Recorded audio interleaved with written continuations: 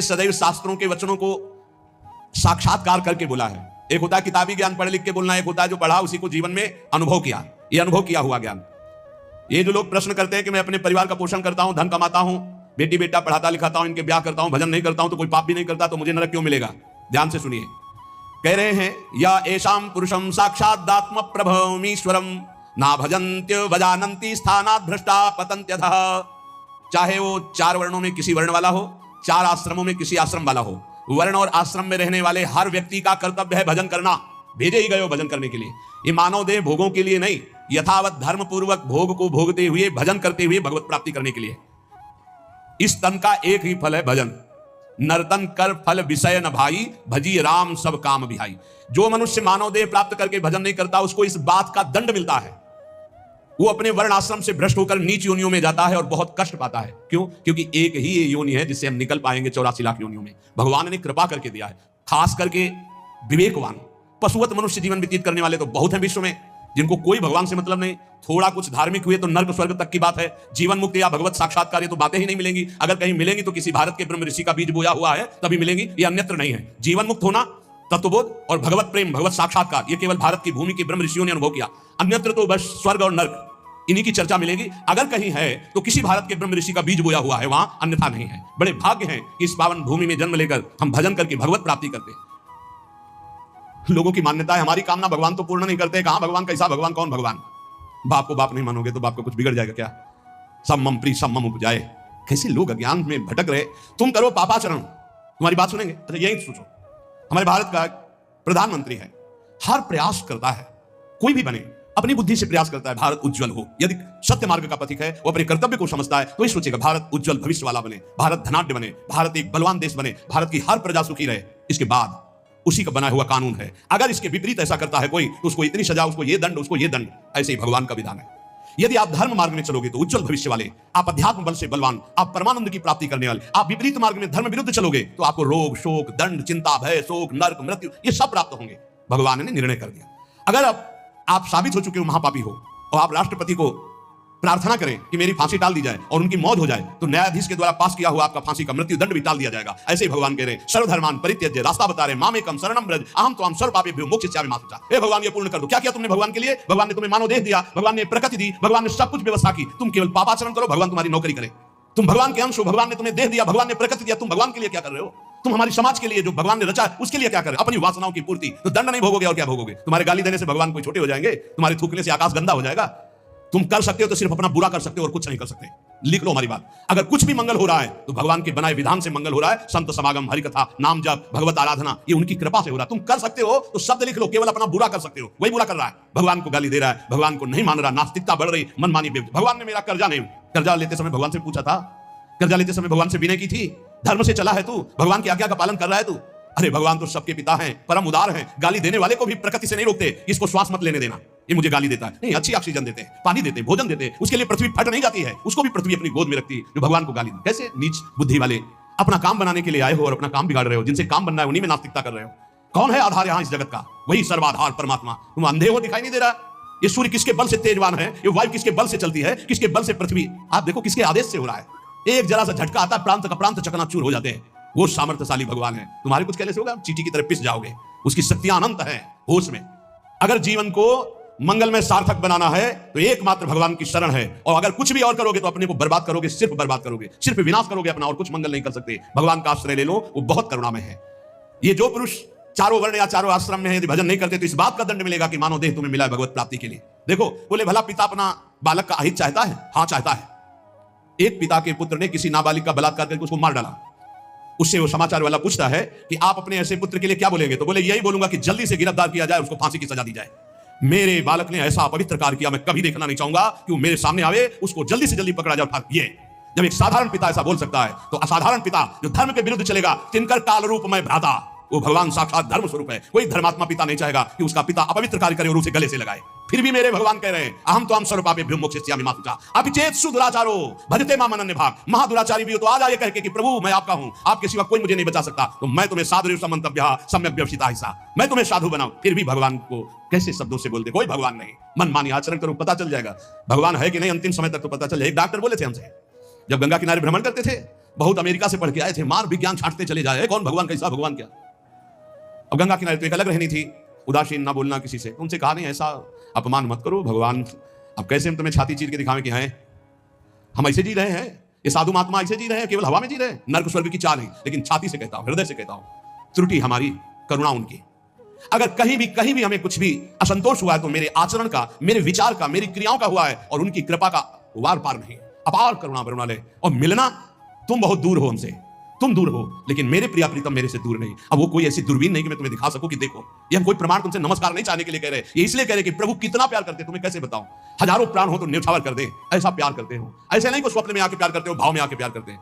जैसी भावना करोगे वैसे ही तुम्हें अनुभव कराएंगे। वो हैं, प्रत्येक कण में है, प्रत्येक क्षण में वो मेरे साथ है। ऐसा बिल्कुल माइक से कह रहा हूं, आचार्य बल से, गुरु बल से, कि विश्वास करो, वो केवल ध्यान का विषय नहीं है, वो केवल भजन का विषय नहीं है, वो मित्र की तरह मिलते हैं, वो संभाषण करते हैं, वो साथ खेलते हैं। पर ये बात वही देख सकता है जो उन तक पहुंच चुका है, जो उनके चिंतन में तन्मय है, अन्यथा ये मायाकृत नेत्रों से बात नहीं देखी जा सकती। इसलिए उसका पतन निश्चित है जो मनुष्य शरीर पाकर के भजन नहीं करता है। भगवान ने केवल भजन के लिए दिया है। दुष्यंता पर कायेषु स्वात्मानं हरिमीश्वरम मृतकेशानुबंधेस्मिन् बद्ध स्नेहा पतन्त्यधः। भाई शरीर का अभिमान मत करो, ये मरा ही मरा, अभी मरा या कल मरा, मरा ही है पक्का, मृत्यु प्रतिपल साथ है। ये शरीर मृत शरीर समझो कब छूट जाए कुछ पता नहीं, इसके संबंधी भी छूट जाएंगे। इस शरीर से प्रेम गांठ करने का मतलब है नरक यात्रा तय करना। इसलिए इससे ज्यादा प्यार मत करो। इसे खूब कई बार हमने प्रार्थना की साधकों से, इस शरीर को ऐसा समझो जैसे कंजूस मालिक बेईमान नौकर से काम लेता है, ऐसे लो इसे, इसको छूट दे दी तो ये पूरी की पूरी जिंदगी बर्बाद कर दे। इसे बेईमान जैसे नौकर ना हो, ईमानदार नौकर अपने आप काम करता है, ये अपने आप नहीं करेगा। बेईमान नौकर जो आराम करना चाहता है लगाओ काम में, 4 घंटे 124 घंटे में 20 घंटे इसको संसारिक काम, साधना के कार्य, भजन कार्य, आनंद समेट लो। यहाँ कमाने आए हो, यहाँ कोई तुम्हारा घर नहीं, कोई मकान नहीं, कोई दोस्त नहीं, कोई परिवार नहीं। ये परदेश है स्टेशन जैसा, तुम्हारी टिकट कटी भागे, पूछोगे भी नहीं ये पत्नी तुम कैसे रहोगे, ये बच्चों तुम कैसे रहोगे, नहीं चले गए, दोबारा कभी देखने को नहीं मिलेगा, न तुमको वो न वो तुम्हें, कभी नहीं मिलेगा। ये ऐसा माया का जादू का खेल, सत्ता ही खत्म हो जाती है। इसलिए हे भाई, इस शरीर में रहने वाले अपने स्वरूप को जान लो और किसी से भी द्रोह मत करो। वो मूर्ख हैं जो इस अपने शरीर को तो अमर मानते हैं, दूसरे शरीरों को मारकर खाते हैं मांस। देख लो, ये ऋषि मुनियों की बाणी है। आत्मस्वरूप को पहचान लो, वही आत्मा चीटी में, वही सर्वत्र भगवान है। वो मूर्ख हैं जो अपने शरीर को आत्मा मानकर पोषण करते हैं, दूसरे शरीरों की हत्या करके उनका मांस खाते हैं। बोले हम हत्या नहीं करते, हम तो दुकान से ले आते हैं, तो बराबर फल मिलता है। कर्ता, प्रेरक, अनुमोदन, तीनों को बराबर पाप मिलता है। एक जो काट रहा है, एक जो खरीद के ला रहा है, और एक जो बनाकर पका करके खा रहा है, खवा रहा है, तीनों को नरक बराबर दंड मिलेगा। कर्ता, प्रेरक, अनुमोदन। ये कैवल्यम संप्राप्ता ये चातातिश्च मूढ़ताम त्रैवर्गिका क्षणिका आत्मानं घातयन्ति ते। जो लोग ये भगवत प्रदत्त शरीर प्राप्त करके कैवल्य परम पद प्राप्त नहीं कर लेते और ज्ञान बघाड़ते रहते हैं, वो पूरे ज्ञानी भी नहीं है और पूरे मूर्ख भी नहीं है। उनकी बड़ी दुर्दशा होती, ना इधर के रहते ना उधर के रहते, मजरे ढो। सदैव वो अर्थ, काम, वासना इन्हीं में फंसे रहते हैं। एक क्षण के लिए उनको चैन शांति नहीं मिलती।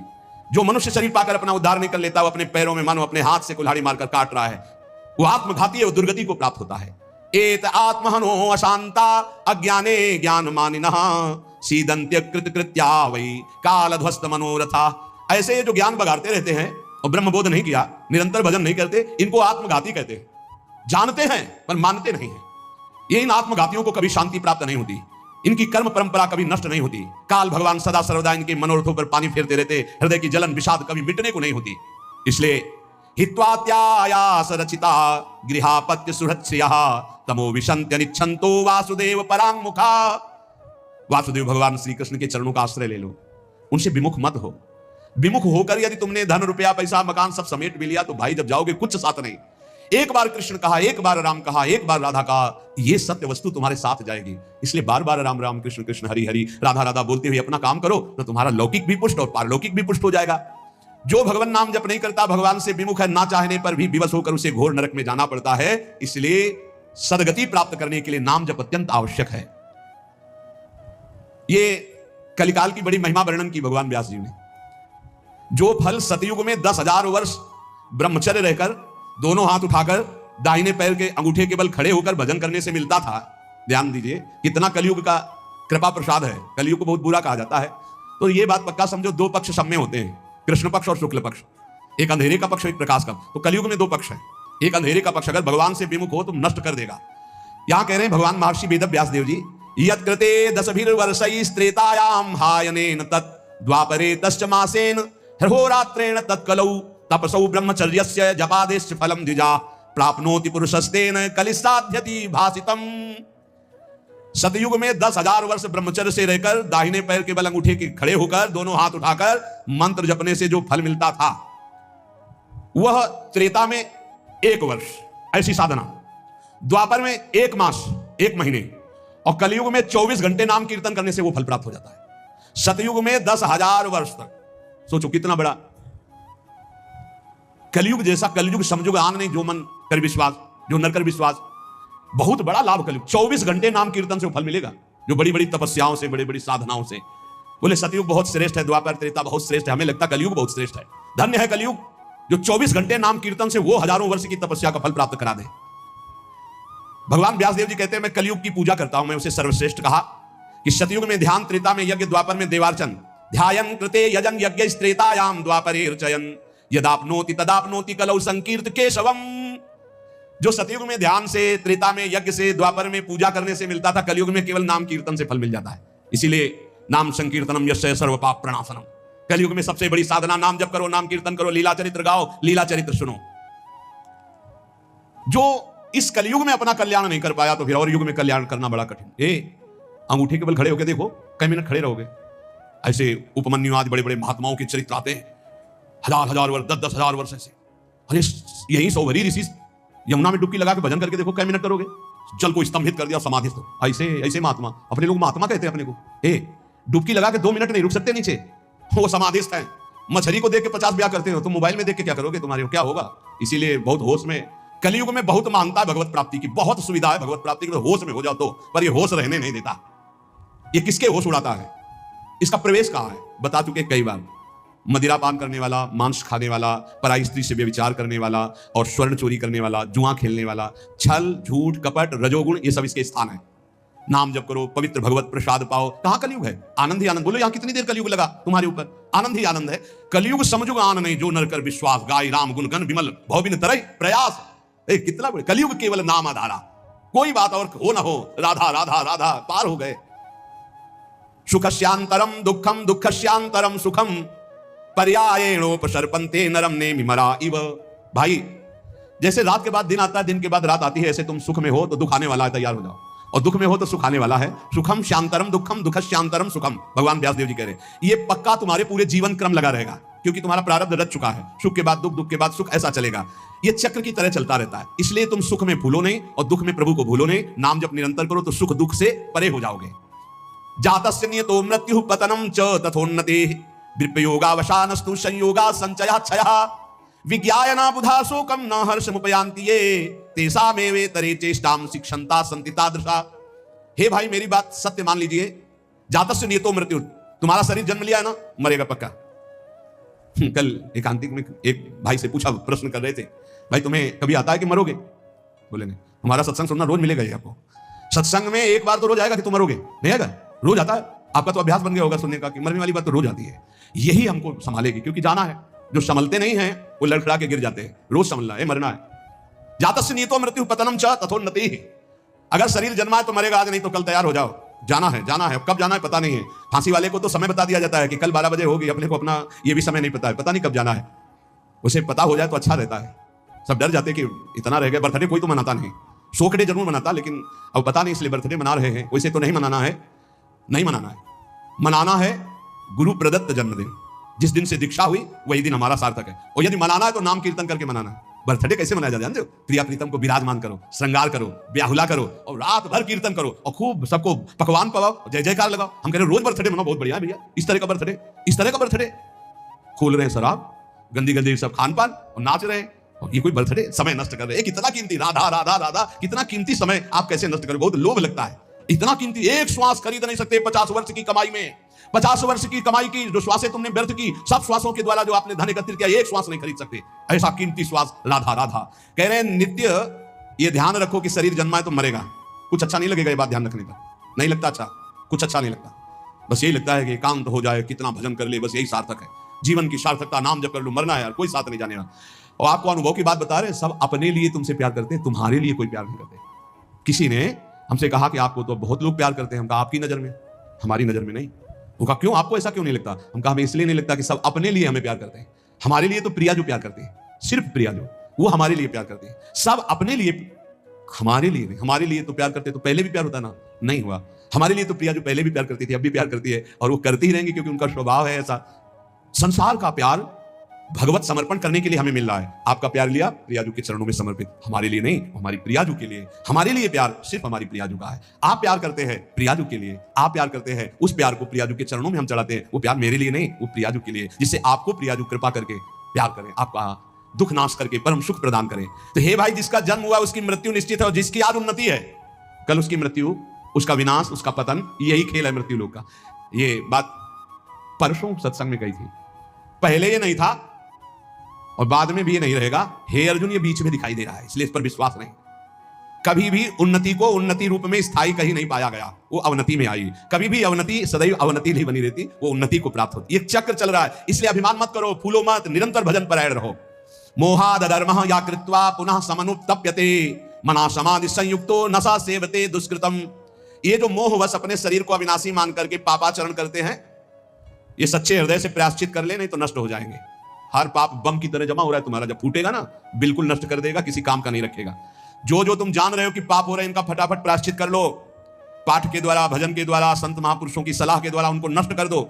नहीं, वो जब वृक्ष रूप हो जाएंगे तब फिर तुम नष्ट नहीं कर पाओगे। एकाग्रता पूर्वक देखो तुमसे कौन कौन पाप हो रहे हैं, वर्तमान में कौन कौन पाप हुए हैं, उन पापों का क्या प्रायश्चित है, उनका प्रायश्चित कर लो। यथा यथा मनस्तस्य दुष्कृतम कर्म गर्हते तथा तथा शरीरम तु तेना धर्मेण मुच्यते। जैसे जैसे आप जलोगे अंदर से, अरे कैसे पाप हो गया, कैसे, हे भगवान मैं बहुत परेशान हूं, ये नीच मन मुझे बहुत जला रहा है, रो लिया, पाप नष्ट हो गया। ड्रामा ने, असलियत में जैसे जैसे तुम उस पाप कर्म की निंदा करोगे अंदर से, धिक्कार है, धिक्कार है, कैसे हो गया मेरे से, प्रभु कैसे हो गया, नाथ मुझे बचाओ, ये अंदर जलोगे तो कह रहे हैं वो पाप कर्म नष्ट होना प्रारंभ हो गया, क्यों तुम्हारा शरीर निर्मल होना शुरू हो जाएगा। और यदि प्रायश्चित नहीं किया तो शरीर दंड मिलेगा। इसीलिए जैसे कोई तुम्हारी निंदा कर रहा है, कोई तुम्हारा अपमान कर रहा है, तुम्हारा मन जल रहा, सह लो, तुम्हारे पाप नष्ट कर रहा है, वो बड़ी कृपा है उसकी हमारे ऊपर कि बिना शारीरिक दंड के वो मन को जला करके हमारे पापों को भस्म कर देता है। यदि आपने प्रायश्चित नहीं किया, आपने पाठ जब तप के द्वारा पाप को नष्ट नहीं किया, तो वो दंड देगा। एक और उपाय बता रहे हैं, यदि विप्रा कथयते विप्राणाम धर्मवादिनाम ततो अधर्म कृतां क्षिप्रम अपराधात् प्रमुच्यते। यदि ब्रह्म ऋषि कोई महात्मा, एक तो सुनेंगे ही नहीं, और यदि वो आपकी बातें सुन लें कि आप उनसे कह दें कि मैंने ये पाप किया है, अब इसका क्या प्रायश्चित है, यदि वो कह दे जाओ ऐसा कर लो, तो उसी कृत्य से आपका सारा पाप नष्ट हो जाएगा। अगर वो ये कहते हैं कुछ नहीं करना सब ठीक हो जाएगा, जाओ, बिना कुछ किए सारे पाप नष्ट हो जाएंगे। इतनी महिमा गुरुदेव की, ब्रह्म ऋषियों की। यदि विप्राः कथयते विप्राणाम धर्मवादिनाम ततो अधर्म कृतात् विप्र अपराधात् प्रमुच्यते। वो अपराध रहित हो जाएगा। अगर वो कहते जाओ जाओ अच्छा कुछ नहीं सब ठीक हो जाएगा, बिल्कुल उसका कोई प्रायश्चित नहीं करना पड़ेगा और कोई कर्म वो दंड नहीं देगा, पर दोबारा नहीं होना चाहिए। एक ध्यान रखिए, क्षमा उसी का होता है जो पुनः नहीं करता। अगर पुनः करता है तो फिर वो मिल जाता है। प्राण यात्रा निमित्तम च व्यंगरे भुक्तवज्जने काले प्रशस्त वर्णानाम भिक्षार्थी पर्यटेत गृहान। विरक्त उपासक को चाहिए कि अपने जीवन यापन के लिए केवल उतनी ही भिक्षा ग्रहण करे जिससे पेट पोषण हो जाए, बस। ये आप लोगों के लिए बहुत बढ़िया है। देखो, किसी से मांगना नहीं, कोई संग्रह नहीं, कोई परिग्रह नहीं, रोज का रोज श्री जी का प्रसाद खाओ, रात दिन भजन करो, काहे प्रपंच में फंसते हो। ये रुपया, ये मोबाइल, ये संसारी लोगों से मिलना जुलना, ये गुरु कृपा से ही बचा जा सकता है, अन्यथा भारी प्रपंच है। रुपये में एक भारी दोष है, 99 का चक्कर नहीं हटता रुपये में, ये भारी दोष है। 100 जमा हुए तो 110, 120, 130 जमा करते करते मर गया, चवन्नी खर्चा नहीं किया, नरक गया। बहुत बहुत विचित्र है, भगवान बचावे। जैसे कंचन दलदल, वैसे कामिनी दलदल, वैसे कीर्ति दलदल। इन दलदलों में जो गिरा तो गुरु कृपा बचाए, तो बचाए, नहीं निकल पाना मुश्किल है। बहुत खतरे का दलदल है, ऊपर से एकदम रोड जैसा दिखाई देता है और गए तो बस निकलने लायक नहीं रहोगे। कंचन कामिनी कीर्ति का दलदल। जीवन निर्वाह के लिए बस उधर में डाल लो, खूब डट के भजन करो, भगवत प्राप्त हो जाओ। जितना कम से काम चला लो उतना ही अपना भजन बचा लो। एक बार गिरिराज जी में जब पूज्य पंडित गया प्रसाद जी की समाज, तो गुरुदेव भगवान ने कहा, इनका प्रकाश जानते हो क्यों हुआ?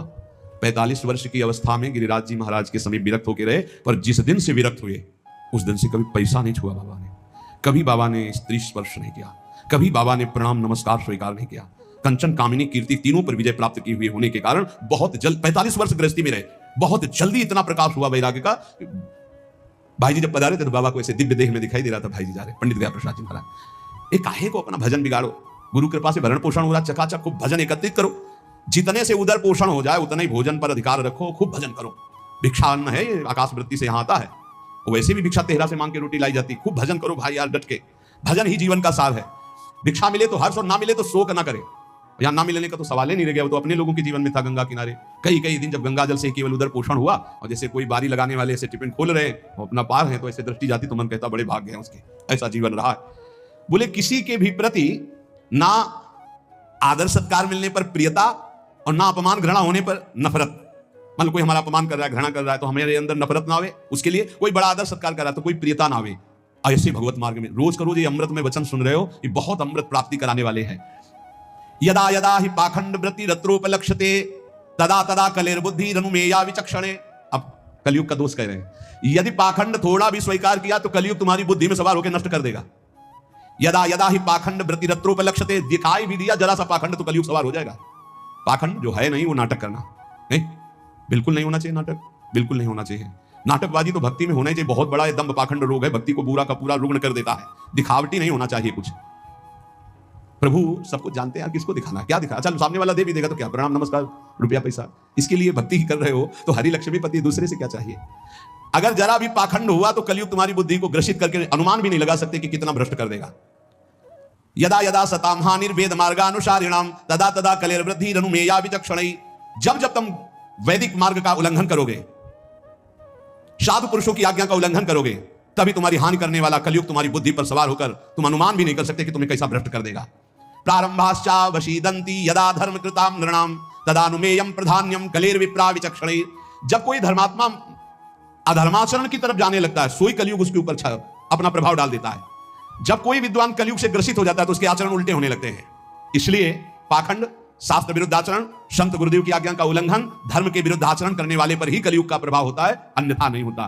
कलयुग के प्रभाव से बचते हुए निरंतर नाम जप करते हुए इस जन्म में हम भगवत प्राप्ति कर ले। कुछ कमियां सब में होती हैं, वो भगवत साक्षात्कार में ही पूर्ण होती है। जहां भगवत साक्षात्कार हुआ उन कमियों का नाश हो जाता है। इसलिए उपासक को हर कदम जिन जिन कमियों को जानता जाए उनको छोड़ते हुए आगे तन्मयता पूर्वक बढ़े। हमारे दो पक्ष हैं, एक है हम और हमारे गुरुदेव, और एक है हमारी इंद्रियां और मन, माया। ये हमको गिराने की चेष्टा करती है, और गुरुदेव हमको जो उपदेश करते हैं वो इन पर विजय प्राप्त कराने। कभी कभी इनका पक्ष जोर हो जाता है और हम हार जाते हैं, तो हमें निराश नहीं होना। हमें ठीक जैसी आज्ञा वैसे ही चले तो फिर हम बलवान होकर जीत जाएंगे। और इस जन्म में मुझे भगवत प्राप्ति करना ही, किसी भी तरह रुकना तो है नहीं। हम चाहे जितना कीचड़ में सम जाए, हमें रुकना नहीं, हमें चलना ही चलना है। क्योंकि ये शरीर छूटा तो अब और किसी शरीर में भगवत भजन बने ऐसी कोई संभावना नहीं। बड़ा डर लगता है। अब इस शरीर से भजन करके भगवत प्राप्ति करना ही है। इसलिए सबसे प्रार्थना है, भजन का तात्पर्य है नाम जप, राधा राधा राधा। कोई पैसा नहीं लगता, कोई मेहनत नहीं, धीरे धीरे जबानी लाओ राधा राधा राधा, अपना कार्य करते रहो, इसी से भगवत प्राप्ति हो जाएगी।